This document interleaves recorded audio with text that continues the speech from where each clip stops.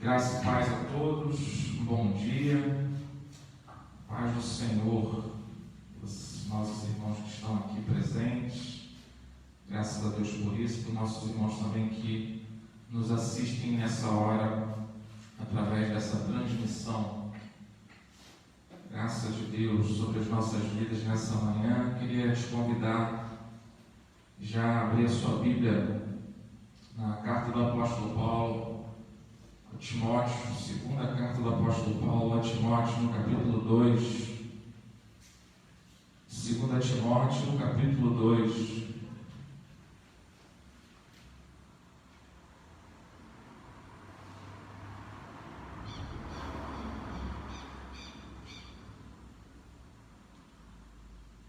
Segundo Timóteo, capítulo 2, diz assim para nós. O tema desse período aqui que Paulo escreve a Timóteo, diz que é o estímulo no combate da fé e no sofrimento por Cristo. Diz assim: Tu, pois, filho meu, fortifica-te na graça que está em Cristo Jesus, e o que de minha parte ouviste através de muitas testemunhas, isto mesmo transmite a homens fiéis e também idôneos para instruir a outros. Participa dos meus sofrimentos como um bom soldado de Cristo Jesus. Nenhum soldado em serviço se envolve em negócios dessa vida, porque o seu objetivo é satisfazer aquele que o arregimentou. Igualmente, o atleta não é coroado se não lutar segundo as normas. O lavrador que trabalha deve ser o primeiro a participar dos frutos. Pondera o que acabo de dizer, porque o Senhor te dará compreensão em todas as coisas. Lembra-te de Jesus Cristo, ressuscitado de entre os mortos, descendente de Davi, segundo o meu evangelho, pelo qual estou sofrendo até algemas, como um malfeitor. Contudo, a palavra de Deus não está algemada. Por essa razão, tudo suporto por causa dos eleitos, para que também eles obtenham a salvação que está em Cristo Jesus com eterna glória. Fiel é esta palavra. Se já morremos com Ele, também viveremos com Ele. Se perseveramos, também com Ele reinaremos. Se o negamos, Ele, por sua vez, nos negará.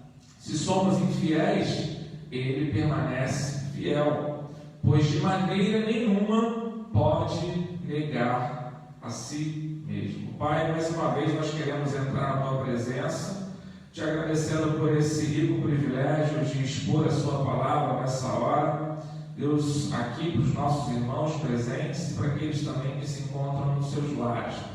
Que eu possa estar trazendo ao nosso coração, Deus, um desejo e um coração e uma mente ensináveis nessa hora, Deus. Que queiramos, que desejemos aprender do Senhor nessa hora, Deus. Que toda barreira, Deus, que todo conflito interior que existe dentro de cada um de nós, contrários à Tua palavra, Deus, seja quebrado nessa hora, seja derrubado nessa hora, e que a Tua palavra penetre no nosso coração, penetre na nossa mente profundamente, Deus, e faça aquilo que lhe apraz, Pai. Em nome de Jesus nós te pedimos, ser conosco, Deus, na exposição da Tua palavra nessa hora, em nome de Jesus. Amém. Paulo escreve a Timóteo essa segunda carta, e o cenário, o pano de fundo dessa carta é de um apóstolo Paulo já à beira do seu martírio, já à beira da sua morte. Um apóstolo Paulo envelhecido, um apóstolo Paulo sofrido, machucado pela vida, sabendo que tudo aquilo ali acima de tudo, tinha valido a pena. E agora esse apóstolo Paulo, em prisão, também escreve essa carta que 1º, 2º Timóteo e Tito são conhecidos como as cartas pastorais. E elas têm um conteúdo diferente das outras cartas. Porque agora Paulo está escrevendo para aqueles, tanto Timóteo como Tito, jovens pastores, que dariam sequência a esse legado de fé. Então era importante o apóstolo Paulo afirmar para eles que, apesar de tudo aquilo que ele tinha vivido e que estava vivendo naquele momento, valia a pena sofrer por amor de Cristo. O apóstolo Paulo também está dizendo para eles que, dentro do conteúdo de tudo que ele vivenciou, de todas as alegrias, de tudo isso, também estava doses fortíssimas de sofrimento no meio dessa caminhada cristã. Ou seja, o apóstolo Paulo estava afirmando para esse jovem pastor Timóteo de que valia a pena sofrer por esse evangelho. E agora ele escreve essa carta com um desejo profundo de estimular a fé desse jovem pastor, para que ele desse continuidade a esse legado. Paulo está aqui, segundo os escritores, segundo os historiadores também, praticamente já com a corda no pescoço, ali pronto a ser entregue à morte. Sabia da iminência que era, sua sentença já tinha sido decretada, de que dali não teria mais condições de escrever mais nada, não teria condições mais de desenvolver, de caminhar além daquilo que ele já tinha feito. E ele olha para todo esse ministério, ele olha para toda essa atividade cristã, de pregação, de conselho, de pastoreio que foi exercida por ele, e ele mostra para Timóteo que tudo aquilo ali não foi em vão, que tudo aquilo ali valeu a pena cada segundo que ele padeceu nessa terra em favor do reino de Deus. Por isso ele começa chamando a atenção de Timóteo para que ele se fortificasse na graça. Alguns historiadores vão narrar, como também um pano de fundo aqui, as impressões do apóstolo Paulo em relação a Timóteo naquele momento. Timóteo era alguém que foi chamado a Cristo através da pregação do apóstolo Paulo, foi alguém que foi discipulado pessoalmente pelo apóstolo Paulo, alguém que tinha uma relação íntima, em que o apóstolo Paulo apostava todas as suas fichas, que seria ele quem daria prosseguimento àquele legado. Mas nesse momento específico, os historiadores vão trazer para nós uma ideia de um Timóteo intimidado, um Timóteo que estava amedrontado por tudo aquilo que estava passando, um Timóteo que talvez estivesse refletindo sobre muitas coisas, se realmente de fato valeria a pena trilhar esses caminhos que o apóstolo Paulo tinha trilhado: naufrágios, ser espancado, ser aprisionado, passar fome, tantas outras coisas que se passaram no ministério do apóstolo Paulo. Talvez agora Timóteo olha para aquilo, a gente não sabe, a gente especula que talvez outras pessoas pudessem estar influenciando Timóteo nesse momento, dizendo: olha, foi muito bom, foi muito interessante, foi riquíssimo, mas você agora é o seu ministério, agora é a hora de dar uma nova roupagem para isso tudo. Talvez não valha a pena se arriscar tanto como o apóstolo Paulo se arriscou. Talvez tenha uma outra vertente, talvez tenha um outro caminho, talvez tenha um outro evangelho. Alternativas ao ministério, alternativas à vida cristã estavam sendo apresentadas para Timóteo naquele momento, e Paulo sabia muito bem disso. Talvez Timóteo estivesse também tentando preservar a sua vida, preservar a sua fé. Talvez Timóteo estivesse se escondendo Talvez Timóteo não quisesse se expor, com medo de parar lá no mesmo lugar que o apóstolo Paulo. Talvez Timóteo também estivesse olhando para aquilo tudo e pensando, vale de fato a pena trilhar dessa forma? Será que é isso? Será que é esse o destino que está reservado para mim também?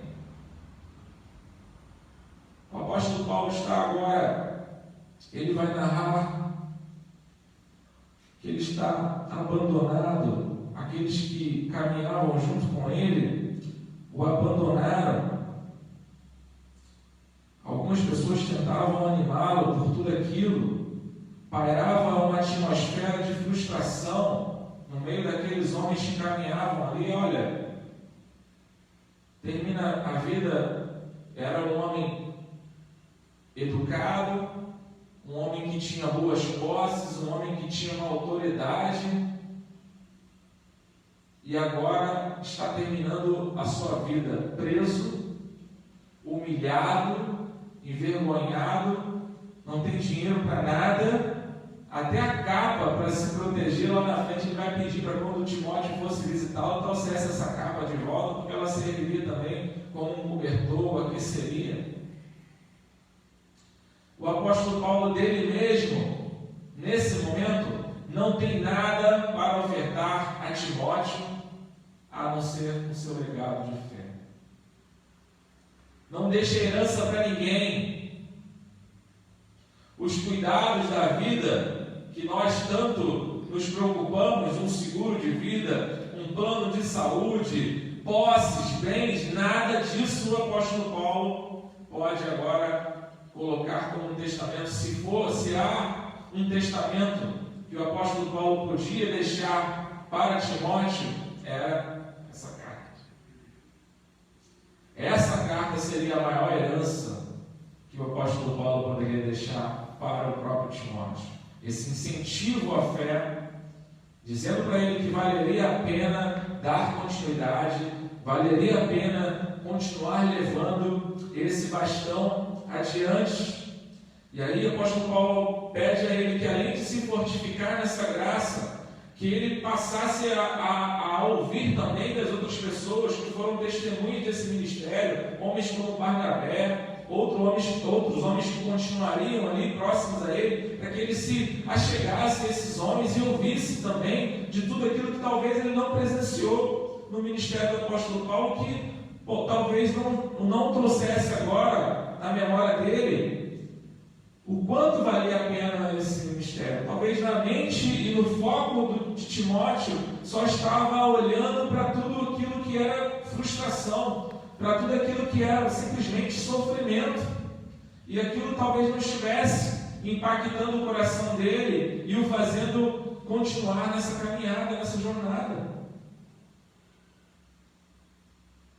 E aí o apóstolo Paulo chama ele: aquilo que você viu e ouviu de muitas testemunhas, isso continue transmitindo a homens fiéis. Ou seja, era necessário que Timóteo continuasse dando prosseguimento a esse ministério. Era necessário que, da mesma forma como o apóstolo Paulo o encontrou, o acompanhou, o discipulou, o preparou para a vida e para a morte, que ele também desse continuidade a isso, para que ele não fugisse dessa realidade. E o apóstolo Paulo chama também a ele: participa desses sofrimentos comigo, como um bom soldado. Paulo usa muito essa visão, usa muito esses termos de combate, porque a vida cristã, ela é de fato um combate diário. Quando nos afastamos disso, quando nos afastamos desse tipo de pensamento, quando nos afastamos desse tipo de visualização da vida cristã, a nossa tendência vai ser se frustrar, a nossa tendência vai ser também cair num desânimo profundo. Se entendermos que a vida cristã não está relacionada com lutas, não está relacionada com combate, nós vamos cair nesse período em que Timóteo estava aqui, de se esconder, de temer pelo pior, por temer acima de tudo pelo final das nossas vidas, que é algo que nós quase não falamos, pensamos que vamos viver nesse corpo presente eternamente, bem como os nossos amigos, os nossos entes queridos, que nós gostaríamos tanto que permanecessem conosco eternamente. De fato, a nossa natureza humana, ela não gosta de perder. Não está embutido em nós esse sentimento de perda, e quando ela acontece, e quando isso chega até nós, e quando essas perdas batem na nossa porta, nós não sabemos como reagir, porque nós não fomos criados para isso. Queremos que aquelas pessoas que nós amamos, aquelas pessoas que nós cuidamos, elas estejam sempre conosco, aquelas pessoas que cuidaram de nós, que nos davam palavras de ânimo. Quando essas pessoas se afastam de nós, a nossa tendência é ir para dentro de um buraco. Talvez Timóteo já estivesse temendo isso. Perder o apóstolo Paulo, o que seria dele? Sem essa grande referência, sem esse grande homem que o discipulara anteriormente, como é que ele ia dar prosseguimento a um ministério, a um legado, a pregação do Evangelho, sem ter o apóstolo Paulo por perto dele? O apóstolo Paulo está literalmente escrevendo, dizendo: olha, agora é contigo, agora está nas suas mãos, vai em frente, lute esse Evangelho, olhe para tudo aquilo que foi feito, olhe para tudo aquilo que eu te ensinei. A vida cristã é um combate diário, você precisa estar pronto para isso, você não pode se envolver com coisas dessa vida. Deus tem chamado você para algo diferente, tem um chamado específico para a sua vida. Você é um soldado de Cristo Jesus. Você foi arregimentado, você foi chamado, você foi sacado do meio de um lugar comum, de pessoas comuns, para fazer algo extraordinário, para viver algo extraordinário e talvez até mesmo morrer por algo extraordinário. Por isso que ele diz que nenhum soldado, e aí Paulo começa a usar figuras aqui que trazem uma ideia mais realista do dia a dia. Ele usa a figura do soldado, usa a figura do atleta, usa a figura do agricultor. Ele diz: nenhum soldado, no versículo 4, em serviço, envolvido com o serviço militar, ele se envolve em negócios dessa vida, ele não pode participar de outras coisas, porque ele está pronto. A guerra pode ser a qualquer momento, ainda que ele esteja ali no quartel, descansando, se preparando, se exercitando, a guerra pode bater na porta a qualquer momento. Ele não pode se envolver com outras coisas que não seja aquele bem, aquele serviço militar. Porque o objetivo dele, para qual ele foi chamado, é satisfazer ou servir aquele que o chamou, aquele que o arregimentou. O soldado precisa estar com um sentimento contínuo de prontidão. E é isso que o apóstolo Paulo está chamando a atenção de Timóteo.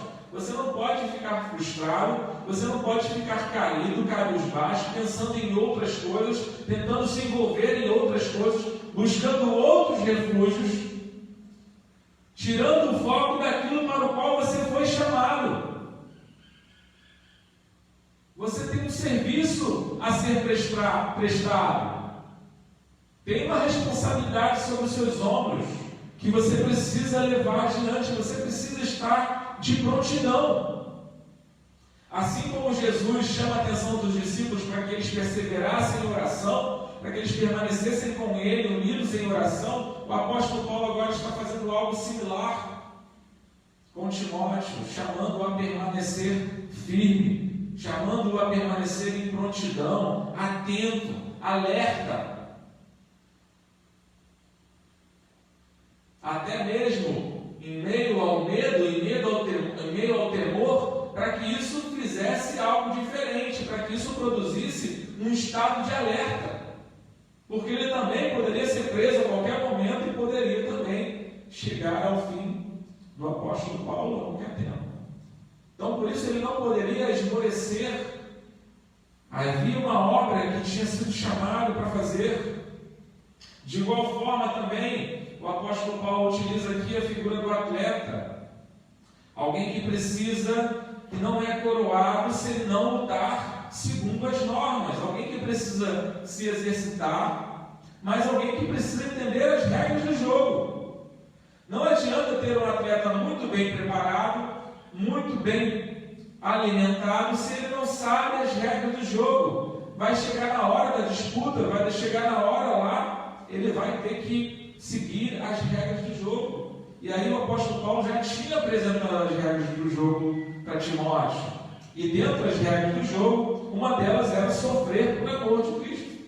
Fazia parte daquilo que o apóstolo Paulo havia o ensinado. Então, assim como um bom atleta que se exercita, assim como um bom atleta que treina continuamente, quer manter uma alta performance, quer ter resultados, quer ser coroado, quer receber prêmios, além de tudo isso, ele precisa entender as regras do jogo.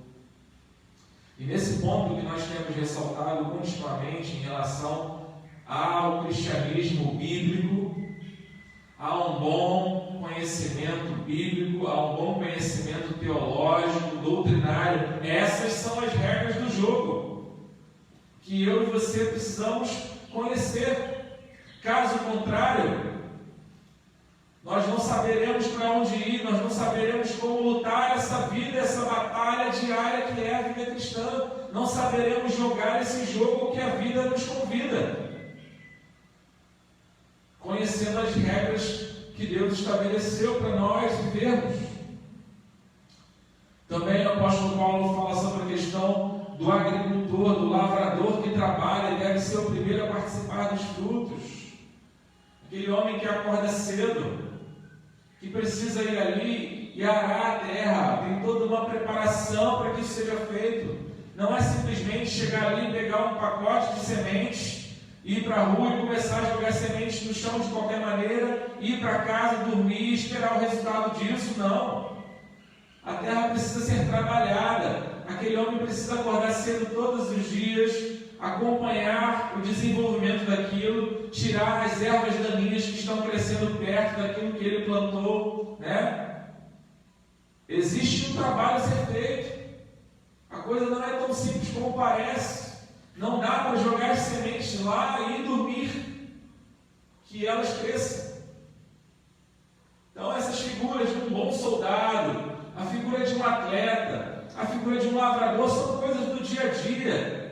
São coisas que chamam a nossa atenção para uma vida cristã prática, para que ela saia dos manuais, para que ela saia daquilo que nós pregamos domingo após domingo, e nós possamos trazer isso para dentro de nós, transmitir aos outros como uma vida prática. Não como super-homens da fé, como pessoas que não ficarão abatidas, como pessoas que não ficarão assustadas diante do sofrimento, diante de tudo que está acontecendo, diante da perda de um ente querido. Sofreremos sim, choraremos sim, e devemos chorar muito. Faz parte do sofrimento humano, é necessário. Há um dispositivo de reação psicológica em chorarmos, em sermos sarados através do choro. E essa dor ir produzindo em nós esperança, expectativa, experiência, maturidade. Há um motivo para a dor não é sem motivo. Precisamos crescer com isso. O apóstolo Paulo chega no versículo 7 e ele usa uma palavra muito importante para Timóteo: pondera. Pondera no que eu acabo de dizer, porque o Senhor te dará compreensão em todas as coisas. Paulo não está falando aqui, reflita. O apóstolo Paulo não usou a palavra aqui, pense sobre isso, cogite nessas coisas que eu estou falando. Não, pondera.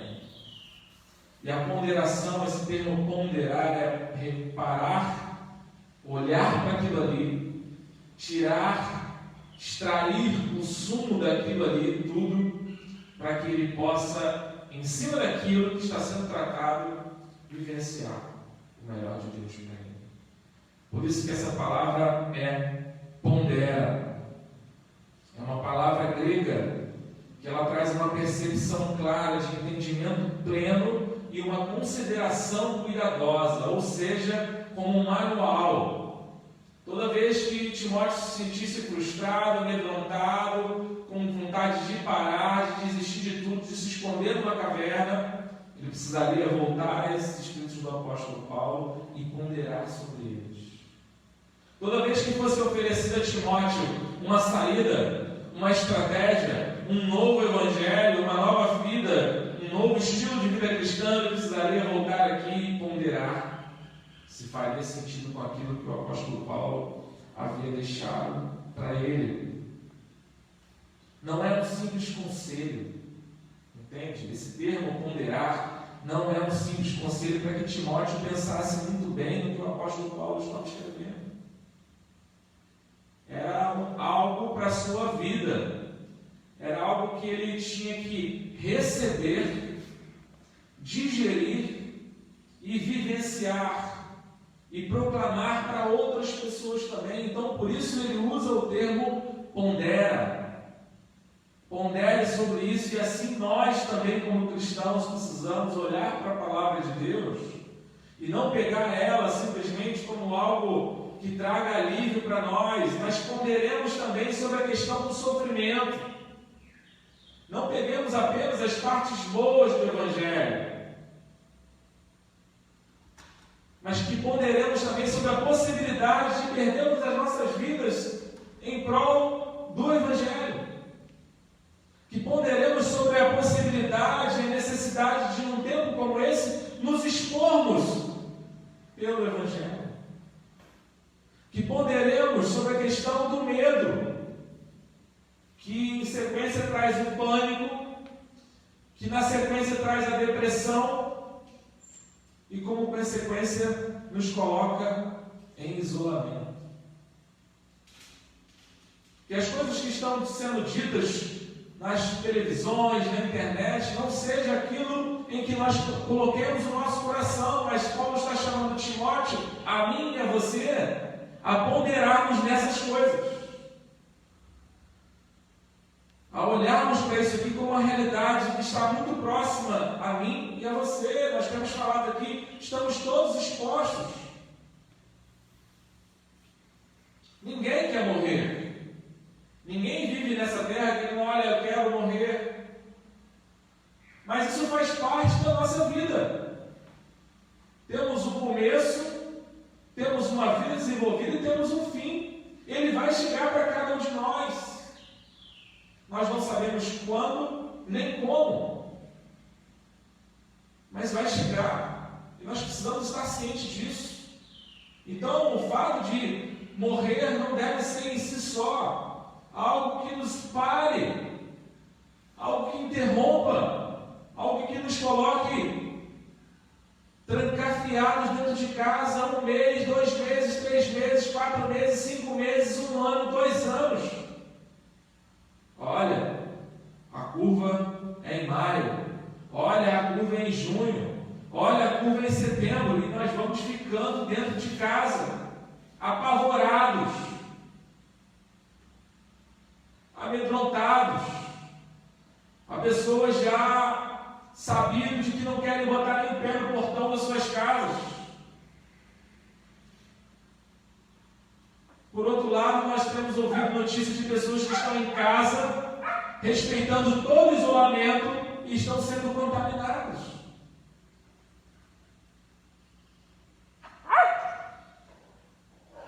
Lembra-te de Jesus Cristo, versículo 8. Ressuscitado de entre os mortos. O apóstolo Paulo aqui está chamando a atenção de Timóteo para pensar em Jesus Cristo, para olhar para um Jesus Cristo, não para aquele Jesus Cristo lá, todo dilacerado, aquele Jesus Cristo que as pessoas gostam de fazer filmes sobre ele, gostam de colocar a imagem de aquele sangue derramando nele, mãos furadas. Não, o apóstolo Paulo está chamando a atenção dele. Lembra-se de Jesus Cristo ressuscitado. Essa é a esperança que você precisa colocar no seu coração. Essa é a visão que você precisa manter e falar acerca de Jesus, que sofreu, que foi martirizado, que pregou, que não foi ouvido por muitas pessoas, mas que ressuscitou. E essa é a nossa esperança. Ressuscitarmos também com Ele, que é descendente de Davi, segundo o Evangelho que eu preguei, o meu Evangelho, pelo qual eu estou sofrendo algemas, estou preso aqui como um malfeitor, como um bandido. É isso que o apóstolo Paulo está dizendo para Timóteo: eu estou sofrendo aqui como se fosse um malfeitor, como se eu tivesse contrariado todas as leis, que tivesse roubado alguém, matado alguém. Eu estou preso simplesmente por anunciar essas verdades. E aí vem o finalzinho do versículo 9, que eu tenho mencionado bastante. Gostaria que você olhasse com atenção nessa hora. Chamam de parte B, né? Ou parte final do versículo 9. Dá uma olhadinha que diz: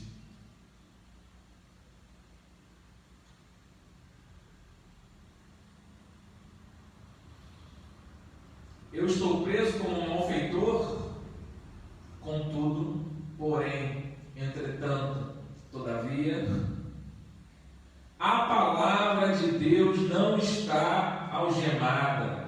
Amém?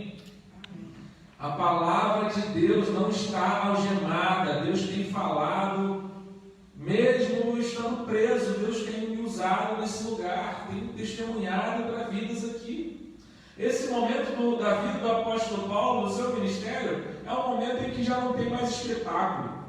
Esse é o momento que não tem mais milagres acontecendo. O maior milagre que o apóstolo Paulo poderia produzir na vida das pessoas agora era no coração, através do seu testemunho. Por isso era necessário ponderar sobre isso, saber que a palavra de Deus não estava presa. Se ele também fosse preso, Timóteo também fosse preso, para que ele não ficasse frustrado em relação a isso. E a palavra de Deus nunca ficaria presa e nunca ficará presa, amém? Nós temos essa certeza.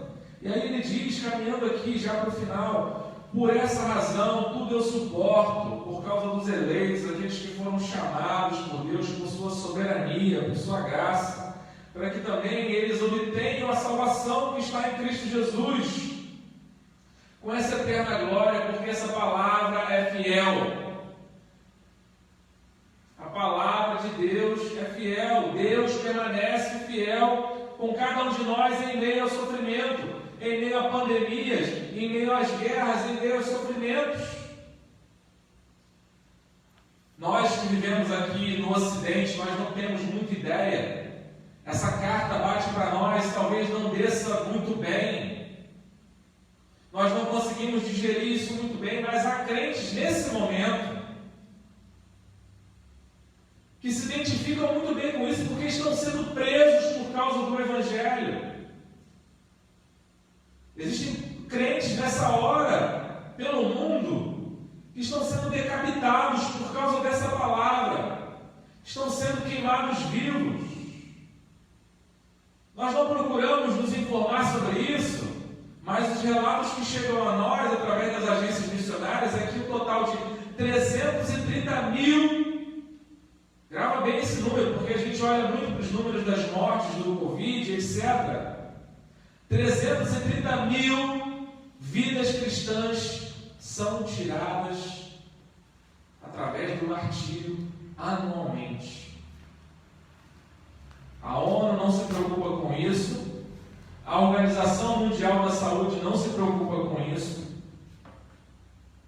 nenhum outro tipo de organização que não seja as organizações missionárias se preocupa. Talvez nem mesmo as igrejas do Ocidente, como a nossa aqui no Brasil, se preocupe de fato com isso, que 330 mil servos de Deus anualmente estão sendo estraçalhados por causa dessa verdade. Eles não estão morrendo de câncer, não estão morrendo de AIDS, não estão morrendo de coronavírus, de febre, de pneumonia, estão morrendo por falar do Evangelho. Estão morrendo por simplesmente crer nisso aqui, por ser identificados de alguma forma. Olha, eu acho que aqueles ali são cristãos, vamos lá e elimina, porque eles são uma ameaça para esse mundo. Nós somos a verdadeira ameaça para esse mundo. Esse Evangelho, essa palavra que não está presa, que é fiel, ela é uma ameaça para esse mundo. As pessoas não querem ouvir o Evangelho. É tolo quando nós dizemos e ouvimos, olha, as pessoas estão sedentas pela palavra. Não estão. Elas não querem isso. Ninguém quer ouvir isso. O Evangelho, a Bíblia chama esse Evangelho, essa pregação do Evangelho de loucura. Isso é contraditório para o dia a dia da humanidade. Ninguém quer saber disso. Nós continuamos caminhando por fé, pregando esse Evangelho insistentemente, e muito insistentemente em alguns casos, para que as pessoas ouçam isso, para que essas coisas desçam ao coração e de alguma forma sejam despertadas para a sua necessidade maior, que é uma vida com Deus. Nós não precisamos saber se a hidroxicloroquina vai funcionar, se outros remédios vão chegar, se a vacina do Covid vai chegar. A nossa preocupação não precisa estar nisso. Mas sim, de fato, se nós estamos em Cristo, se essas palavras temos ponderado nessas verdades, se essa palavra de fato permanece fiel no meu e no seu coração, se temos esse destino traçado para nós, se podemos afirmar aquilo que o apóstolo Paulo afirma aqui já no final, versículo 11, fiel a essa palavra, se já morremos com Ele, também viveremos com Ele, independente do que aconteça conosco. Se eu e minha família inteira formos dizimados pelo Covid, e talvez daqui a 1 mês, 2 meses, não estejamos mais aqui, juntos com essa igreja, fiel a essa palavra. Se morremos com Ele, também com Ele viveremos eternamente. Amém. Se perseverarmos, também com Ele reinaremos. Se o negarmos, Ele, por sua vez, nos negará. Se somos infiéis, Ele permanece fiel, pois de maneira nenhuma pode negar a si mesmo. Seu caráter de Cristo, a sua fidelidade, seu caráter de Deus, a sua fidelidade para conosco, o seu acolhimento, a sua eleição, a sua predestinação da sua igreja, o cuidado com a sua igreja. Deus está cuidando do seu povo, amém? Por isso não tememos, por isso nós não ignoramos as ordens sanitárias de colocar máscara, de passar 2 litros de álcool por dia na mão. Nós não ignoramos nada disso, mas a nossa confiança não está nessas coisas. Colocamos distanciamento nos bancos, marcamos aqui. Temos que falar tristemente para uma pessoa que gostaria muito de estar sentada aqui com a gente, ouvindo essa mensagem do coração desejoso de estar aqui. Você não pode estar aqui, querida, porque você faz parte de um grupo de risco que o Ministério estabeleceu. E essa pessoa ansiosa para estar aqui conosco. E talvez muitos que tinham ou têm a possibilidade de estar aqui nessa manhã, ou até mesmo assistindo online, não fazem. Por que não fazem? Porque não há desejo no coração, porque estão preocupados com coisas dessa vida, porque estão lá o tempo todo olhando as atualizações de quantas pessoas estão internadas, quantas pessoas estão morrendo. Oh meu Deus, o que é isso? Senhor, livra a gente disso tudo. Não estamos de qualquer maneira sendo indiferentes ou sendo insensíveis com a dor daqueles que estão perdendo seus entes queridos. Nós também estamos nesse contexto, sabemos o que é perder alguém para essa pandemia.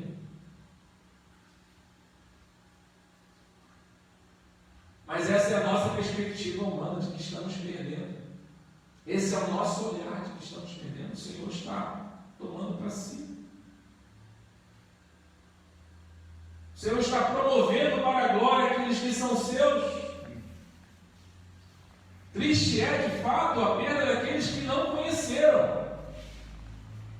Triste é, de fato, aqueles que ouviram esse Evangelho ser pregado, ser transmitido, ser escrito, e não, de fato, não se chegaram a ele. Essas pessoas que estão se perdendo sem salvação, esse sim deve ser o nosso motivo de choro, nosso motivo de tristeza.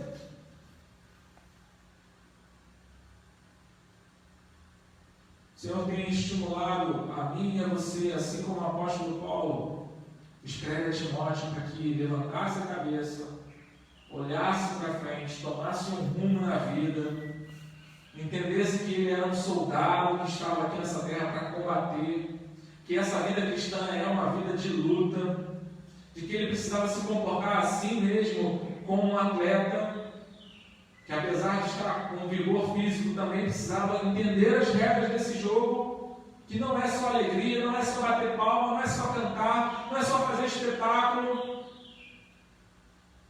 Faz parte também botarmos um grupo de coreografia lindo aqui na frente, uma banda tocando excelente, um bom pregador pregando, ouvindo uma palavra maravilhosa, que tem uma voz bonita, um tom de voz bonito, que use palavras que confortem o nosso coração.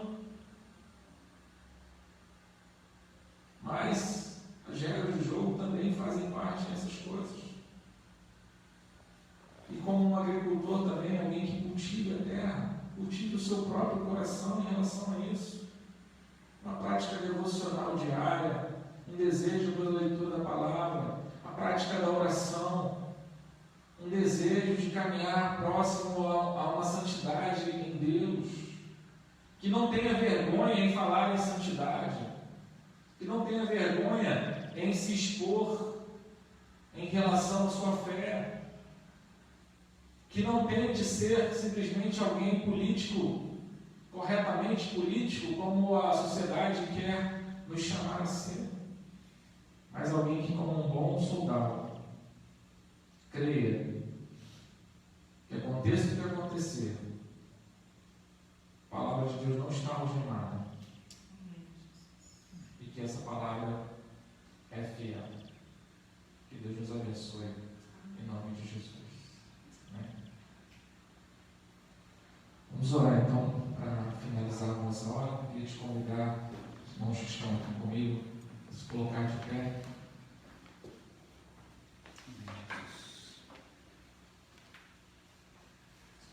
Pai, muito obrigado, Deus, por essa manhã tão rica na Tua presença. Glórias ao Teu nome, Jesus. Obrigado pelo privilégio que temos mais uma vez de falar-vos, expor as Tuas verdades. Essa verdade que não está algemada, que não está presa, que não está impedida de ser proclamada, e essa verdade que é fiel, Deus. Nós queremos continuar, Deus, nessa caminhada que é difícil, entendendo as regras do jogo como um bom atleta, Deus, entendendo que somos soldados que fomos arregimentados pelo Senhor, Deus, para essa guerra diária que é a vida cristã. Também como um lavrador, Deus, que cuida da terra, Deus, que cuidemos dos nossos corações, cuidemos da nossa mente, Deus, cuidemos uns dos outros também, Senhor. Nos ajuda em meio ao sofrimento, em meio à dor, entender, Deus, que o Senhor está olhando para cada um de nós e tem consolado a Tua igreja. Deus, abençoa cada igreja nessa manhã, aqueles que estão pregando o Teu Evangelho, Teus servos que estão buscando, Deus, se parecer mais contigo, estão em busca de santidade, Deus, eu posso estar nos fortalecendo nessa hora, Deus, para que, assim como o Senhor tem nos fortalecido, possamos também fortalecer a outros. Assim como o Senhor tem nos consolado, possamos também poder consolar a outros que sofrem nessa hora. Deus, muito obrigado por tudo, nos dá um dia abençoado, protegidos e guardados por Ti, Senhor, em nome de Jesus. Amém e amém.